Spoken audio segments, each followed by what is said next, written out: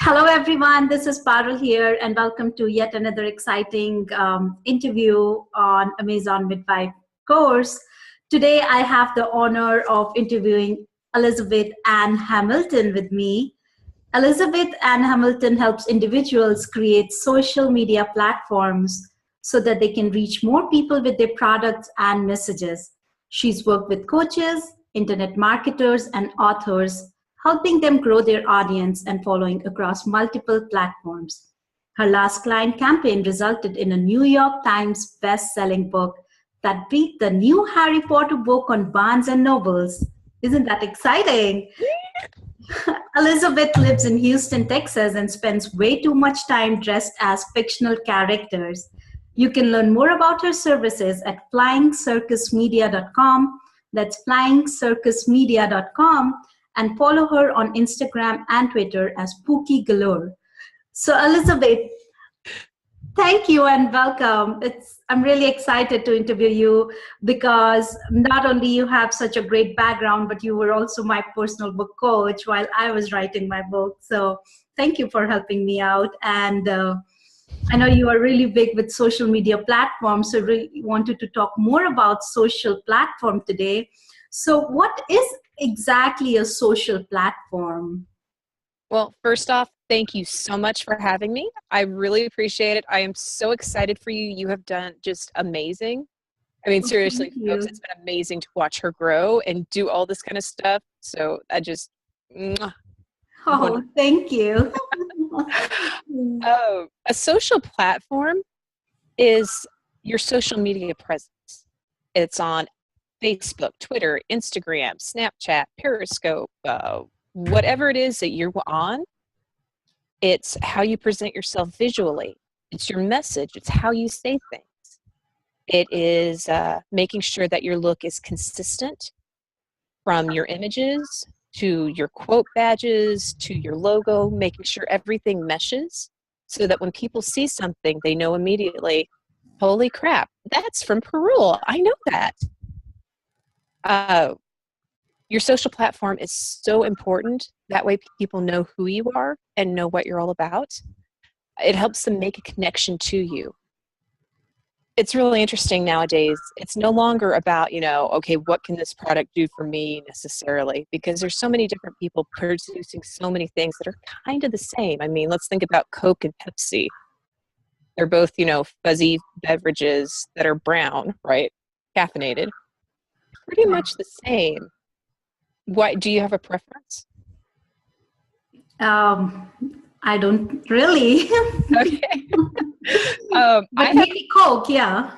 Do you know why? Or can you think of why? I don't really drink that much of, soda, but I think Pepsi, as far as I remember, is a little bit sweeter to me compared to Coke. Yeah, it is a little bit sweeter. I prefer Pepsi, but that's because my mom drank a lot of Pepsi. So I'm used to Pepsi. Okay. What makes it different is I have a connection to Pepsi. So what you're doing with your social platform is you're presenting yourself and your ideas in a way that people can build a connection to you. That way they seek you out when it's time for them to use a particular product or service. So consistency and having everything same is really important. And how do you do that? Just have the same kind of logo everywhere or watermark? What is like one tip that to make everything look similar? It's more than just a logo. It's how you say things. Think about someone like Brendan Burchard versus someone like, we'll just go really opposite here, Kim Kardashian. Okay. Think about how Brendan Burchard would say, today is a great day. He would probably say something like, today is the best day of your life. Kim Kardashian would probably say something like, yo, my butt looks great and you should feel great today. Or something like that. I mean, that woman seems to be all about her bottom. Mm-hmm. When you're going for consistency, you're looking to make sure that you use the same tone, meaning if you're always happy, sound happy. If you don't use contractions Like, for example, you would say do not instead of don't. Make sure to always do that. Stay within the same kind of colors if possible. Look to your logo and try to keep in within, so everything looks almost like it matches. It's okay. It's okay for it to be matchy because you're trying to make yourself memorable, so people will look and associate. You know who actually really does this well is cigarette companies. In Europe, you can't have the brand name of the cigarette on the package. So what they do is they use colors to make sure people know that that is their brand of cigarette. That's interesting. Yes. And a picture is worth 1,000 words, and people Definitely. sometimes resonate to, like, I have a 5-year-old and he knows all the logos and he looks at it and he says Adidas or Nike and Right. Whole Foods. Even before he started reading, he could actually tell me just looking at the logos and the colors and symbols. So, wow, that's a really important point. And why do you think, how does it relate to authors, and why do you think authors need to have it or have a social media presence even before they write their book? The reason I think that is because book selling nowadays, especially, well, it doesn't matter if you have a publisher or you don't have a publisher. You're self-publishing. If you have a major, random house is publishing you, or Joe's Books down the street. Books today are sold via personal connection. The author, the person buying the book has to have a reason to want to buy that book. It's no longer you're just selling your book, you're selling yourself. So for instance, you have a book on juicing. There are a lot of books on juicing. To stand out from that, you sell yourself and you build a connection between you and people. So people are like, hey, Pearl's got a book out. I should buy it. It's actually quite fascinating. With all of the money that is spent today in advertising, have you ever noticed that, especially online, a lot of that advertising is tailored to your preferences? Yes. Have you ever gone to Amazon to look for something and then the next day you've got like an ad for whatever it was you were looking at but didn't buy? Oh, absolutely, all the time. What's happening is they are personalizing and connecting to you so that you will want to buy that book and to buy it from Amazon. As an author, you are your biggest selling point, because everything you write is going to be influenced by you. It doesn't matter if it's a fiction book or a nonfiction book. It's influenced by your experiences, your personalities. So give me a reason to know you. Let me know who you are so I can understand you and your book and then want to buy your book. So as an author, I'm my biggest selling point, irrespective of whether I am with the publisher or if I'm self-publishing. I have to do most of my promotion, and that's definitely a reality in today's times. So how does an author go about creating this social platform? And where do you start? Because it can be really overwhelming for people. There are so many platforms out there. Oh, Lord Almighty. My suggestion is, if you don't have more than 15 minutes a day, find the platform that you're most comfortable on and stick with that. For some people, that's Facebook. For some people, it's Twitter. For some, Instagram. But choose a platform and stick with it. And then you just start posting. It doesn't matter. Well, I don't want to say it doesn't matter what you post, because if you post something horrible, that could be really bad. True. But you're looking to post things about your book, about yourself, about the process, about creation. People love to see behind the scenes. They want to know, like, hey, what's it like to write a book? What's it like to try to find a publisher? What's it like to try to make a cover? Why did you write your book? You're creating a conversation and a dialogue with people, so people feel like they know you. It's like starting a friendship anywhere. I mean, how do you start a friendship? You sit down and you start talking to someone. It's the same thing on social media. Right. So do you recommend posting every day? before the launch of our book. And I recommend daily posting no matter what you're doing. I see. And how much time prior to actually launch of the book should we actually start worrying about, posting daily? Because writing a book and launching it, it's already so much work. So right. That's why I say you only really need to use about 15 minutes a day on social media. Okay. So as soon as you know you want to write a book, start posting about it. Awesome. Okay. So start building your platform ahead of time, and even if it's 15 minutes a day, but do something every day. Right. Exactly. Do a little something. And when people post and respond to you, make sure to like it and respond back to them. I mean, you don't have to be very, hey, thank you so much for loving my book. Let me give you 15 minutes of my entire life story in one gigantic Facebook post. A lot of times when people respond to you on Facebook, they're just looking for a little, hey, thanks for noticing me kind of deal. So just a like and thank you for following me. I appreciate it. And make that reader's day. Then that reader feels good about you and tells other people about you. Mm-hmm. Great. And how do I grow this social media platform? Because for me, what I have experienced personally is that on my personal page, I have my personal friends who trust me, and I get more business or more likes and shares from my personal page rather than my business page. So are there any tips that you might have on growing my client base or follower base on social media? Posting every day, interacting every day. Okay. If you find that maybe you aren't growing as much as you would like, you can run a Facebook like campaign using Facebook ads for like $5 a day. Okay. I mean, that's, $5 a day is, what is that? That's not getting a coffee at Starbucks. True. Another thing is you can also do promotions with other pages and other people. For example, you reach out to somebody who does an exercise page. They own an exercise business.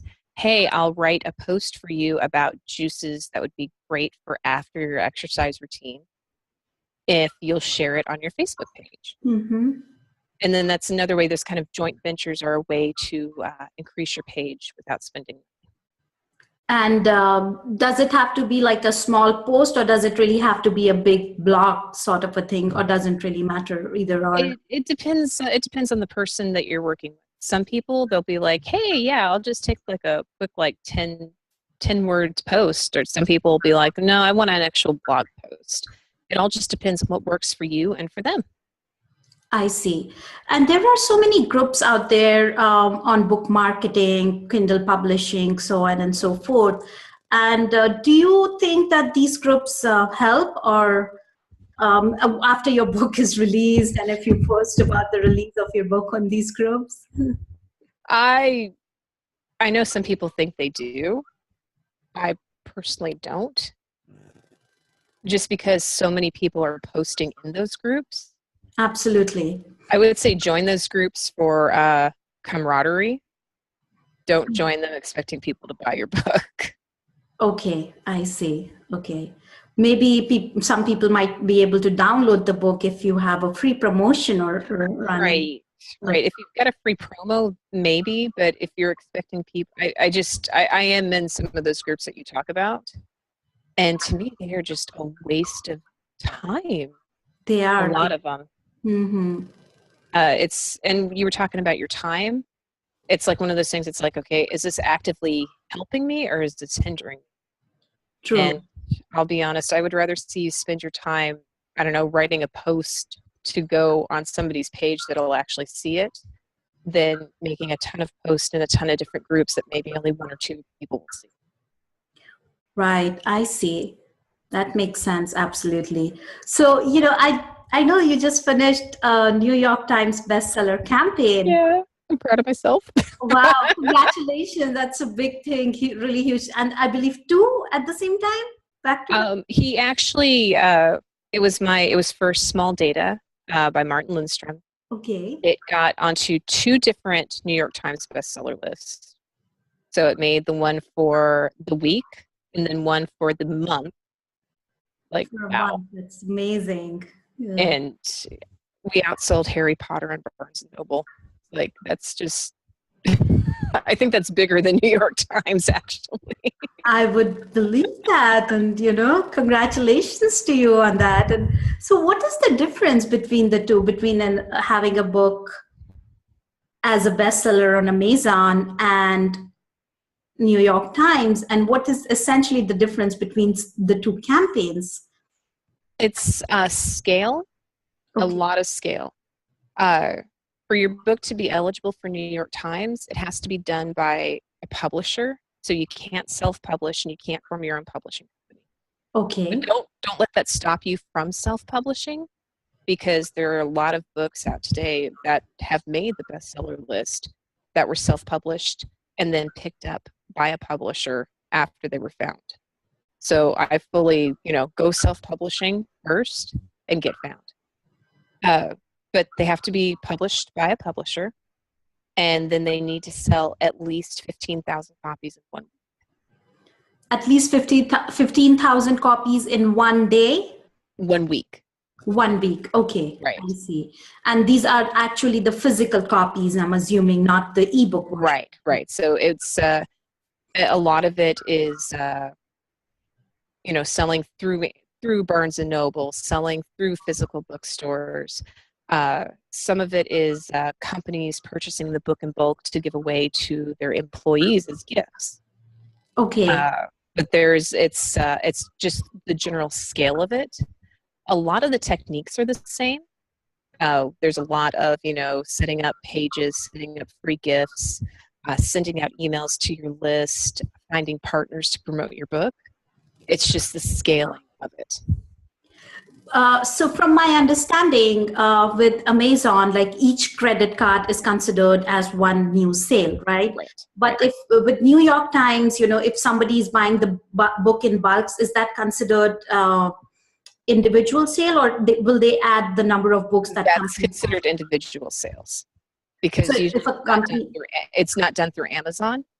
So it's usually done through like Barnes and Noble or another company where they count each book individually.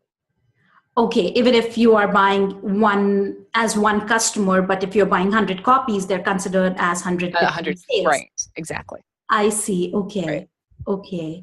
And okay, so it's a different scale, but do you recommend like, a PR company or a, media release company? It can help. It can definitely help. One of we use the 40A company out of New York City, and Mark Fortier, all he does is he specializes in books. And he was great because he was able to get Martin onto like the Today Show and into like Forbes and Fortune and all that kind of stuff. If you are interested in that kind of thing, you definitely want to get a PR person on your side, a professional PR person. I see. Okay. So Elizabeth, for a first-time author, who doesn't really have that many books out there and who has like, let's say, limited funds, not really have all this money to spend on PR and, hiring a book coach and, marketing it. So how would that person go about, becoming a bestseller? Is it like really possible for that person to become a bestseller if they do not have any support? For an Amazon bestseller, definitely. Okay. For the Amazon bestseller, and that's actually a great way to get yourself noticed. I see. The important thing, you may not have a lot of money.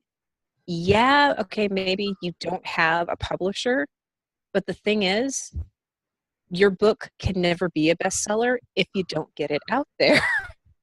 That is true. So get the book out there any way you can, self-publish, put out the best book you possibly can, run an Amazon bestseller campaign, which I believe Rule is going to teach you how to do.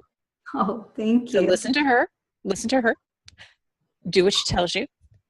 Once you get a bestseller status, take a screenshot, then start shopping your book and that screenshot around to publishers.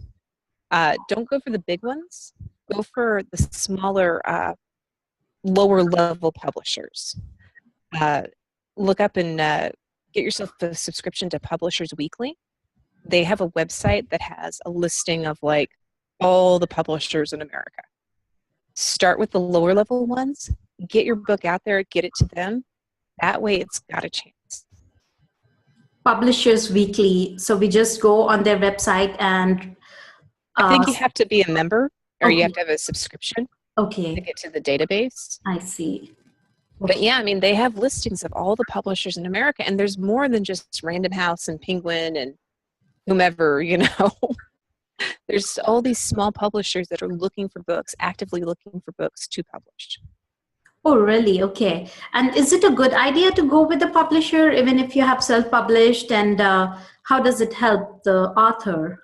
It depends on what you want to do. Okay. If you want the New York Times bestseller campaign, then you definitely need a publisher. If you're using your book to generate leads and increase your own personal consulting or coaching or whatever kind of business you have, stay with self-publishing, because to be honest, and oh Lord, you should have heard my client complain, but the publisher really doesn't do all that much to support the book. They'll print the book, and if you're lucky, maybe they'll put like a couple ads out, but that's it. The majority of the work for the campaign is done by the author. Right. So if you're not interested in being, well, let me rephrase that. If your current goal is not to be a New York Times bestselling author, go with self-publishing. That way you reap all the money from all of your hard work. That's true. Otherwise, you got to split with it. It's like, what did the publisher do? The publisher didn't do much. Keep as much of your own money as you can if you're doing it just to generate leads. Correct. Yes, that's very important. You know, depends on our final goal. And the key to know here is that even if you are with the traditional publisher, most of the work as an author, you have to do yourself these days. It's you. So any last tip or advice that you might have for our authors? Just one, write your book. Don't care how you get it done. This beautiful woman is giving you her steps and her ways to get your book done, to get your book out there, to get it published. Obviously, if you're listening to me right now, you've bought the course, so you should do the course. But get your book out there. There is nothing happens until you do. So get the book out there, get your word out, and make Parul proud. Thank you, Elizabeth. That was really very exciting. And I myself learned so many new things. And I always get so much insight after talking to you. So thank you for being such an important part of my life. And well, thank you. Seriously, y'all. I've known you for like a year now? Yeah. Yes. This Parul is one of the sweetest, most genuine people you're going to meet. And thank you. If you're lucky enough to learn from her, you know, you are blessed. You're going to learn so much. And just, oh, Lord, thank you so much for having me on, Parul. I really appreciate it. Oh, thank you, Elizabeth. And do not forget to check her out on Instagram and Twitter as Pookie Galore. I love that name. Okay, thank you, Elizabeth. Thank you so much. Bye, sweetie. Okay.